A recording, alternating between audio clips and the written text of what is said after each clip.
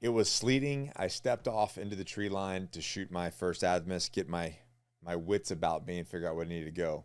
And the ground gave out from underneath me. I kid you not. It was twigs and leaves and stuff. And next thing I know, I'm standing up to my waist in freezing cold water in the middle of a little stream. So full gear, soaked to the chest. And here's the part that nobody tells you. You don't get to stop. You don't have a change of clothes. That's your morning. That's the way the rest of your day is going to go.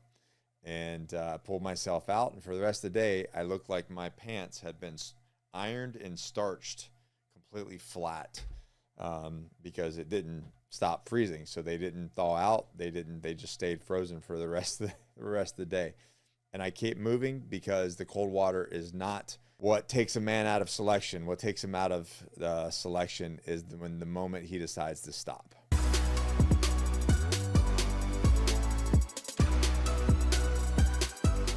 Everybody thinks that selection's a fitness test. Pull-ups, rucks, runs, who can suffer the most physically, etc. And there's a big portion of that. That is what they train for, and that's what they fear. And fitness does matter. It's very important. But fitness is an entry fee. It's the gatekeeper. It's not the filter. And I've watched men who were physical, I've said this so many times. I've watched men who were physical specimens and will tap out or quit as soon as things get hard because they're used to winning.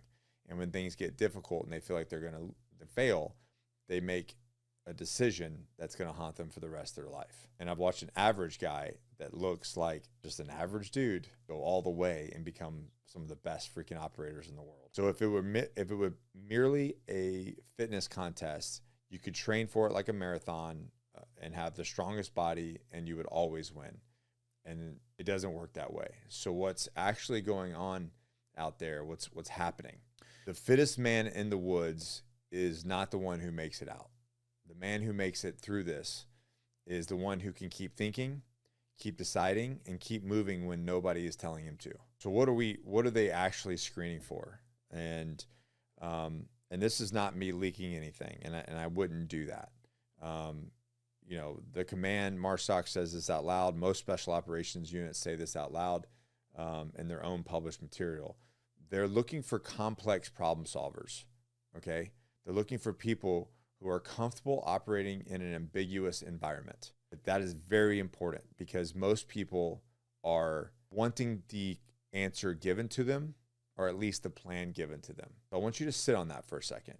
An ambiguous environment. That means nobody's going to hand you the answer. No one's going to tell you that you're doing it right. You have to figure it out, and then you commit and you live with it regardless of the outcome.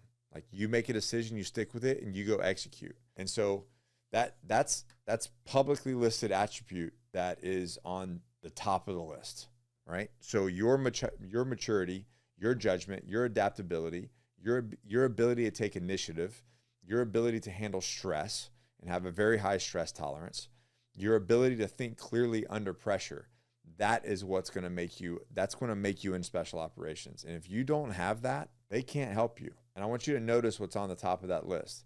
It's not your freaking bench press, and it's not your mile time. Most men have spent their entire life being told what to do.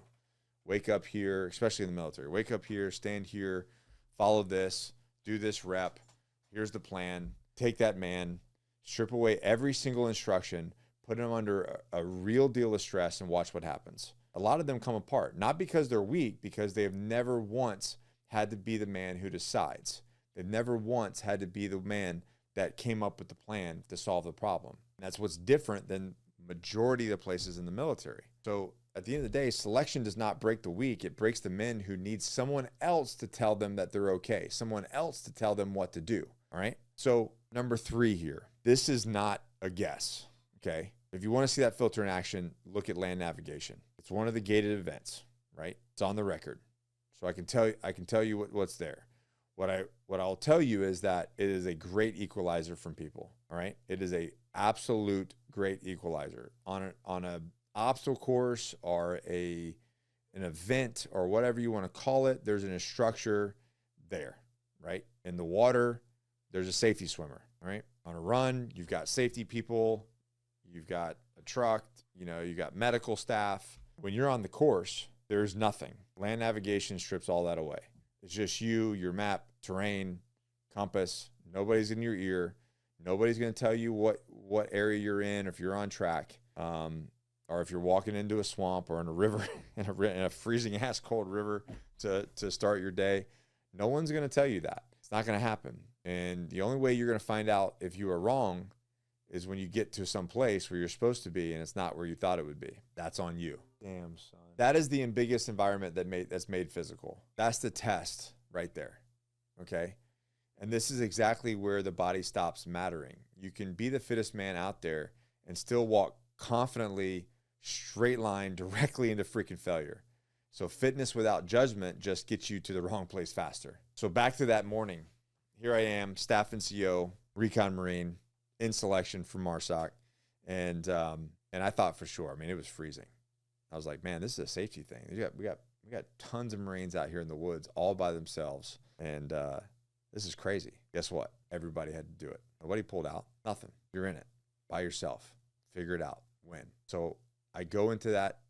I go through that ice into the river, and before I've even gotten out, soaked, frozen, I have the same choice that every man out there has in some form. Do I stop and deal with how bad this feels, or do I just crawl out of here and keep moving forward where I need to be? Now, I've said this before in my times where I've failed or I've quit. I've only that happened once. That's another video. Maybe we'll right there. There we go. Got it. That happened once, and I said it would never happen again. So I knew, here's what I knew, and what most guys do not understand until it's too late. You cannot take a break. There's no break, right? You cannot stroll. You cannot tell yourself you'll make up the time later. You have to know where you're going. You have to be confident about it. And you have to hustle. Like, you have to get after it every single minute of the day. There's no breaks. So all I did was, I knew that. I had that built into me from the recon community of my time as an assistant team leader, a team leader in platoon sergeant. Like, I knew that was the way that it had to be. So I hustled, soaked through, pants frozen, freezing my balls off the whole day. And I did not stop. I did not sit down. I did not feel sorry for myself. I kept my head in my map, head in the game, and I kept my feet freaking moving. And I got through that day. And that's the whole win right there. I got through that day. Now let me explain this to you. You do not win selection. You do not win whatever the time period is. You win the day. That's it. One day at a time you win. And then you wake up cold and beat down and you win the next day. That's the entire game. One day at a time until there's no days left to win. And isn't that the same as like winning in life? Like, you cannot win the future. You cannot beat the past. The only thing you got in front of you is the today. Can you win today? And that's the mindset you need to have. Now let's picture the other guy. Same woods, same sleet. He's super fit, fitter than me, but he steps off and he's not sure. He second guesses. Second guesses his start point. He slows down because he wants to feel certain before he commits. He tells himself he will rest for a second and warm up first. He's waiting to feel okay before he moves. That man is already losing. He's already losing, and he doesn't even know it yet. Day does not stop for his doubt. The terrain does not reward his hesitation. And while he's standing there trying to feel safe and figure it out, the daylight is bleeding out of him. The difference between those two men is not in the legs. It's in the willingness to commit without a guarantee and to keep hustling when within everything in you is screaming you to stop and wait for somebody to come tell you it's all right. If that's what you're used to, this ain't for you, man. And neither is life.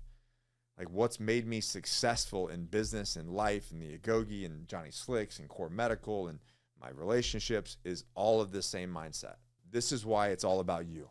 And here's why I'm telling you this. And it's not to brag about the cold day in the woods or a long time ago. And it was a long freaking time ago for me. Most men are living their entire life like the guy who's frozen in place, waiting to feel certain before they move, waiting for permission, waiting for someone to tell them they are on the right track. And life is never going to give you that. Life's going to be ambiguous. The environment's going to be ambiguous in your life. Nobody is going to be in your ear confirming that you're doing it right. The man who builds something, the husband who actually leads, the father who his kids respect, is not the man with the perfect plan. He's not. He's the man who just learns to commit and has the courage to do so. And he just keeps moving.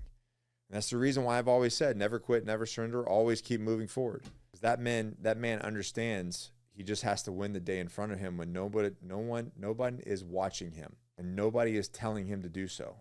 Because I'm not going to be in your ear telling you to keep going. I'm not going to be your alarm clock at 5 a.m. telling you to get the fuck up. It's not going to happen. You have to do that. And you don't need a selection to learn that. But you do have to stop waiting to feel ready. The cold water never took anybody out. The river never ended a single man's selection. What ended them was the decision to stop. Do not make that decision in your own life. Win today and then get up and win tomorrow. If that hit you, listen, go win, go execute. Because everything that we do in life, no one's going to give you permission to do so. So stop waiting for permission and just go execute. And then guys, if you are serious about taking selection, there's a training manual link below. It's Josh and I's 12-week plan for Raider prep to help you get ready for selection. And that will take the fitness part of it out. The rest, you're going to have to figure it out. Peace. Hey guys, thanks for watching. I really appreciate that. Remember to like it. Remember to drop me a comment. I want to respond to it. I'm actually the one responding to the comments. And if you like this video, you're going to absolutely love this one right here.